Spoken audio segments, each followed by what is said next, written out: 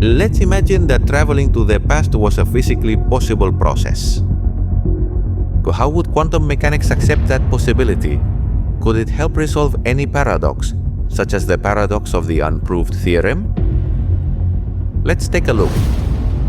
In my free time, I enjoy watching movies, especially time travel movies. Some of my favorites are of course Terminator, Back to the Future, and my all-time favorite, Primer. Although yes, it is indeed a bit complicated, but very enjoyable. The problem with time travel movies is that sometimes they don't get the physics right. And as a physicist, this bothers me a little. An example of this is when Marty McFly is playing the guitar in Back to the Future. He has a photograph on the neck of his guitar, and his brother and sister start to slowly disappear from the picture as his parents drift apart. There is no physical mechanism for this, so I would like to study time travel in a bit more detail and in a slightly more scientific way. Time travel gives rise to all sorts of paradoxes. For example, imagine you can travel to the past, to the time when your grandfather has not yet had children, and you kill him. Of course, I'm not asking you to do it. That would mean he wouldn't have children, one of your parents wouldn't be born, and therefore you couldn't have been born. So you couldn't have traveled back in time to kill your grandfather. This is the kind of thing that, as a theoretical physicist, is very enticing to study. Although time travel is not something frequently discussed in physics, when it does come up, it is usually related to quantum mechanics, quantum field theory, or general relativity. For example, in quantum teleportation, some interpretations suggest that the teleported information travels back in time to the moment when the quantum entanglement is created, and then moves forward to the future and finally reaches the receiver. Another interesting case is the antiparticles in quantum field theory, or Gödel's space-time solution from 1949 in general relativity, which allows space-time solutions where there are closed paths connecting different moments in time, known as closed timelike curves or CTCs in English. These closed timelike curves are trajectories in exotic space-time through which particles with mass can travel. These particles seemingly move forward in time, only to return to their own past. For this reason, closed timelike curves represent a possible mechanism for traveling back in time. The discovery that Einstein's field equations of general relativity allow for space-time solutions containing closed time-like curves was a major surprise.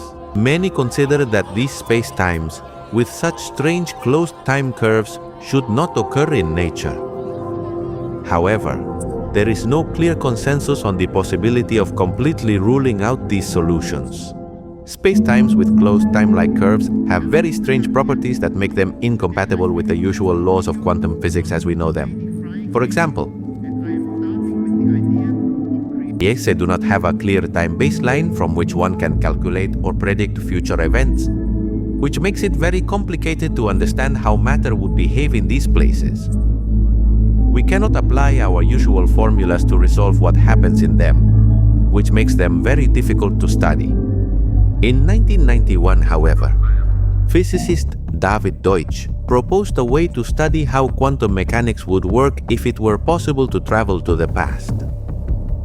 He used quantum circuits from quantum computing, where we imagine routes in which small units of quantum information move between different locations in space-time.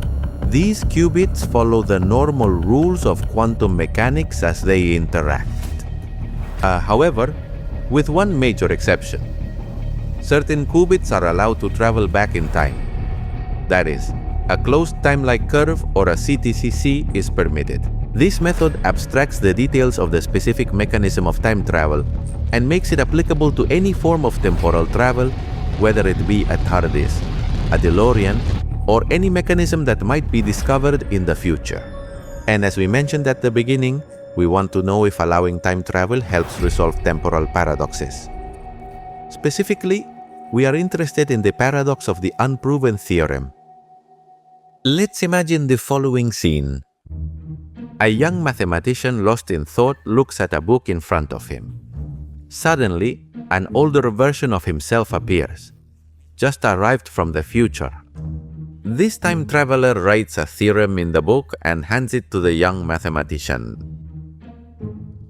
Astonished by the beauty and power of the theorem, the young man is amazed.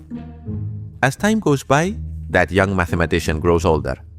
He enters the time machine to go back to the past and repeat the cycle. The paradox is that the information seems to have no origin. The mathematician never proves the theorem. The knowledge is simply transferred through time in a closed and eternal loop. Let's delve into the quantum field to understand how quantum mechanics can address this kind of problem. Each vertical line represents the evolution of a quantum particle over time. Going up means going to the future. Suppose that, as we have said, time travel exists.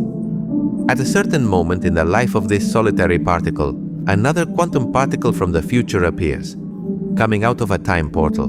They interact according to the laws of quantum mechanics, which we denote symbolically with a U, and then continue on in life, but in a new state compatible with the quantum interaction they have just experienced. Up to this point, apart from the spontaneous appearance of the traveling particle, everything is absolutely normal with the rules of ordinary quantum mechanics. But if then the particle re-enters the portal to travel to the past, we will have the type of situation described by Deutsch in his 1991 paper. For this particular paradox, the circuit is the one shown on screen, where the symbol represents the quantum gate-controlled knot, which practically means that if the traveler knows the information, they write it in the book. Meanwhile, the inverted controlled knot implies that if the theorem is written in the book, it can be read by the mathematician. But Deutsch went a step further and suggested that to allow this description, a new condition should be imposed. This condition implies that the state of the traveler when entering the portal should be exactly the same as when exiting. This condition is an example of what is called the Novikov self-consistency principle. One moment. Do the rules of quantum mechanics allow this to happen? As surprising as it may seem, the answer is yes. If we start specifically from the initial state where the book is not written, which we denote as quantum state 0, and the mathematician knows nothing of the theorem, again denoted as state 0, then there are infinite solutions for the state of the traveler compatible with Novikov's principle. Having solutions is good news, but having infinite ones is not so much. We need to find a way to know which of these is the true solution. Deutsch suggested in that same article that what he called the evolutionary principle should be fulfilled, which states that knowledge can only arise through evolutionary processes. Applying this evolutionary principle to our problem, Deutsch deduced that the traveler's state should not contain any additional knowledge beyond what already existed in the initial data in the immediate past. According to Deutsch, this inevitably leads to the proposal of a maximum entropy rule for the unknown supplementary data, such as in this case the state of the traveler. It is important to remember that entropy measures the degree of ignorance among all the infinite possibilities. Specifically in this case, the state of maximum entropy consists of the formula you have on screen. This translates basically to a 50% probability that the traveler has actually written in the book and 50% that they have not. Similarly, the final state of the book and the mathematician are correlated with a 50% probability that the theorem has been written and thus read by the mathematician, and a 50% that it has not. This, of course, is a simple example with a single traveling particle.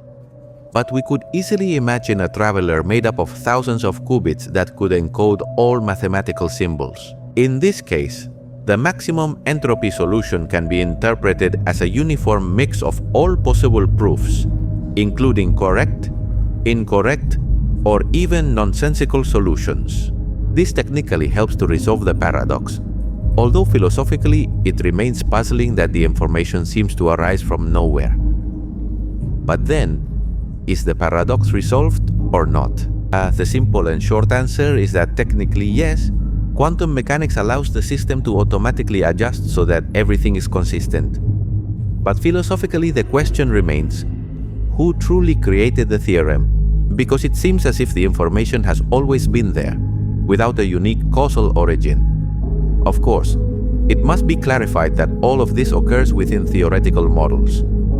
Currently, we have no experimental or technological evidence to prove that time travel is possible. Although mathematics suggests that it could exist under certain extreme conditions, such as negative energy and general relativity, we do not know if these conditions can be realized in the real world.